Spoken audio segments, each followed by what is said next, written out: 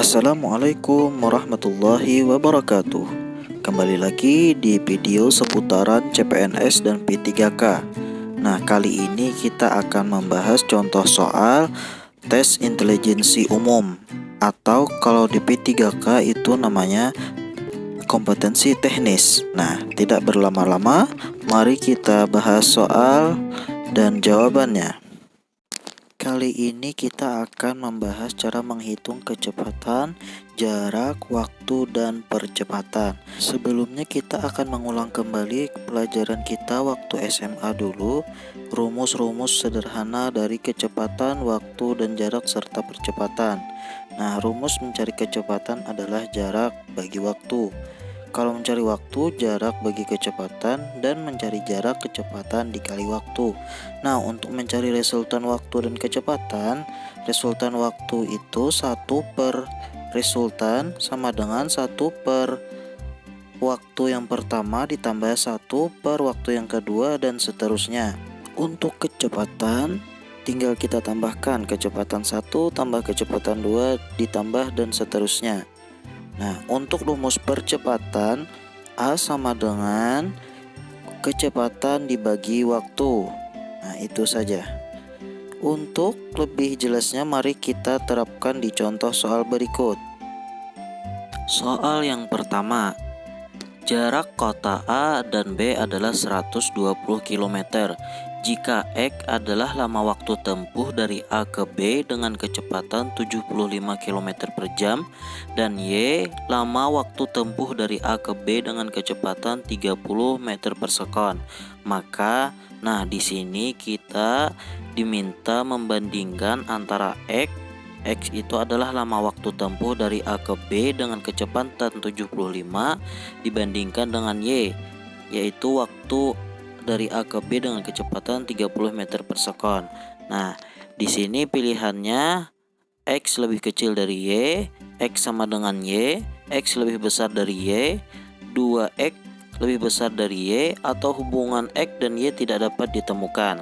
Mari kita hitung jawabannya. Pertama, kita mencari waktu untuk yang X, yang rumusnya jarak dibagi kecepatan. Lalu kita masukkan angkanya 120 km dibagi 75 km per jam sama dengan 1,6 jam. Nah, kemudian kita mencari waktu dari Y. Nah, karena di sini satuan dari kecepatan Y itu pakai meter per sekon, maka kita harus merubahnya menjadi kilometer per jam. Nah, cara merubahnya adalah untuk kita ketahui dulu, kalau meter kita rubah ke kilometer itu naik 3 tangga. Jadi 1 meter itu sama dengan 0,001 kilometer atau 1 kali 10 pangkat minus 3. Dan 1 sekon itu sama dengan 1/3600 jam. Kemudian kita rubah 30 meter per sekon tadi, 30 dikali 10 pangkat minus 3 km per 1/3600 jam. Cara menghitungnya adalah sebagai berikut. Sebelum kita menghitungnya, kita harus mengetahui konsep dari perkalian dan pembagian pecahan biasa. Ya, seperti ini. Misalkan A per B dikali C per D. Nah, langsung saja kita kalikan A dikali C, B dikali D. Hasilnya AC per BD. Nah, lalu kita hitung pembagiannya. Misalkan A per B dibagi C per D. Nah, karena kita ada konsep A per B dibagi C per D itu pembagian adalah kebalikan dari perkalian, kita balik. A per B tetap, C per D nya kita balik menjadi D per C. Lalu kita kalikan A kali D, AD, B kali C itu BC. Nah, setelah kita mengetahui konsep seperti ini, baru kita bisa merubah meter per sekon itu ke kilometer per jam. 30 dikali 10 pangkat minus 3 per 1/3600. Nah, yang kita fokuskan tadi pakai konsep yang tadi adalah yang ini. Nah, bagaimana caranya? 30 kali 10 minus 3 itu kalau kita tulis seperti ini, kita sederhanakan 10 minus 3 dibagi. Nah, karena ini nih, yang ini kita anggap bagi seperti ini. Nah, 1/3600. Nah, kemudian kita, karena tadi ada konsepnya bagi itu adalah kebalikan dari kali. Nah, jadi 30 dikali 10 minus 3 dikali. Nah, karena tadi 3600 yang tadi 3600 1/3600, kita balik menjadi 3600 banding 1. Nah, banding 1 itu tidak usah ditulis karena 3600 dibagi 1 tetap 3600. Jadi di sini 3600. Nah, tinggal kita hitung, hasilnya akan kita dapat yaitu jawabannya yaitu 108 km per jam. Nah, jadi jawabannya 108 km per jam. Setelah kita mendapatkan kecepatan dari Y, baru kita dapat menghitung waktu dari Y. Rumusnya sama, jarak dibagi kecepatan. Jaraknya tadi sama, A ke B 120, kita bagi kecepatannya 108. Hasilnya adalah 1,1 jam. Nah, jadi waktu Y kita sudah dapat. Nah, dalam pilihan ganda ini orang menghendaki perbandingan antara waktu X dan waktu Y. Kita bandingkan, waktu X adalah 1,6 jam, waktu Y 1,1 jam. Berarti yang paling besar adalah waktu X. X lebih besar dari Y. Jawabannya adalah C. Semoga kalian bisa memahami penjelasan yang panjang tadi ya. Kalau kalian belum jelas bisa ditanyakan di kolom komentar. Ya, lanjut kita bahas soal selanjutnya. Jika sebuah benda bergerak dengan kecepatan 8 kaki per detik, berapakah jarak yang ditempuh selama setengah jam? Di sini diketahui satu kaki itu sama dengan 0,3048 meter.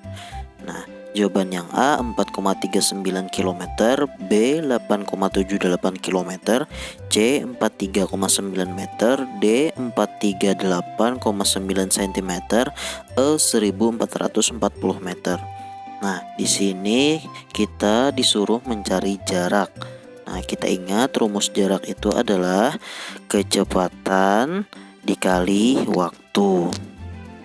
Kita ke 8 kaki per detik, sedangkan waktunya itu 30 menit atau setengah jam.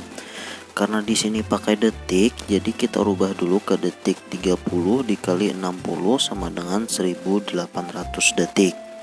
Kemudian yang ditanya orang adalah berapa jaraknya. Nah, untuk itu kita menghitung jarak sama dengan kecepatan dikali waktu. Kecepatannya tadi 8 dikali 1800 dapat 14.400 kaki. Nah, sedangkan di sini pilihan A sampai E tidak ada satuannya kaki, maka kita harus merubahnya terlebih dahulu. Nah, pertama kita lihat tadi ada catatan satu kaki itu sama dengan 0,3048 meter. Nah, jadi kita kalikan 14.400 dikali 0,3048 meter. Nah, kita dapat 4.389 meter. Nah, karena tidak ada sini jawabannya 4.389 meter, maka kita rubah lagi ke kilometer. Kita dapatkan 4,389 kilometer. Namun kita bulatkan menjadi 4,39 km. Jawabannya adalah A. Kita lanjut soal berikutnya. Nah, soal seperti ini tipenya persis dengan soal yang keluar waktu saya mengikuti tes CPNS tahun yang kemarin. Nah, mungkin angka-angkanya saja yang berbeda. Nah, soalnya yaitu Andi mengendarai mobil dari titik 0 sampai ke titik C, seperti yang terlihat di diagram di atas. Berapakah percepatan rata-rata atau lambangnya A yang terjadi dalam perjalanan Andi tersebut sampai ke tujuan? Yang A 30 km per jam, B 25 km per jam, C 20 km per jam, D 2,5 km per jam, yang E 3,0 km per jam. Nah, berapakah jawabannya? Mari kita bahas cara menjawabnya. Nah, di sini kita ketahui rumus dari percepatan adalah kecepatan atau simbolnya P dibagi waktu atau simbolnya T. Nah, di sini berarti kita harus menghitung percepatan dari titik 0 ke A ke B, dan B ke C. Nah, yang pertama kita akan menghitung percepatan dari titik 0 ke A. Nah, rumusnya adalah percepatan 0 sampai A, yaitu kecepatan di titik A atau kecepatan akhir dikurang percepatan awal atau di titik O, dibagi waktu yang ada di titik A dikurang waktu di titik 0. Nah, di diagram itu kecepatan di titik A menunjukkan angka 10 dikurang kecepatan yang awalnya itu adalah 0 dibagi waktu di titik A itu menunjukkan angka 1 dikurang waktu yang di titik 0 itu menunjukkan angka 0. Berarti kita kurangkan 10 dikurang 10 dikurang 0 itu 10, dibagi 1 dikurang 0 itu 1. 10 dibagi 1 sama dengan 10 km per jam kuadrat. Nah, kita dapatkan sudah A di titik 0 sampai A. Kemudian kita hitung percepatan di titik A sampai titik B. Sebenarnya kalau kita memahami konsepnya, kita tidak perlu menghitung pada titik A ke titik B ini, karena dari titik A ke titik B itu kecepatannya konstan atau tetap. Artinya tidak ada pertambahan kecepatan di titik A sampai ke titik B. Sedangkan percepatan itu artinya pertambahan kecepatan. Berarti di sini karena tidak ada pertambahan kecepatan, artinya percepatannya adalah 0. Nah, mari kita buktikan dalam perhitungannya. Di sini percepatan A sampai B rumusnya sama, yaitu kecepatan B dikurang kecepatan A dibagi waktu di titik B dikurang waktu titik A. Nah, karena kecepatannya konstan berarti kecepatan B 10, kecepatan A-nya juga 10. Kita kurangkan hasilnya 0. 0 kalau kita bagi 2 hasilnya tetap 0. Nah, kan terbukti percepatannya sama dengan 0. Nah, tinggal kita hitung percepatan di titik B sampai titik C. Rumusnya sama, yaitu kecepatan di titik C dikurang kecepatan di titik B dibagi waktu di titik C dikurang waktu di titik B. 25 dikurang 10 yaitu 15.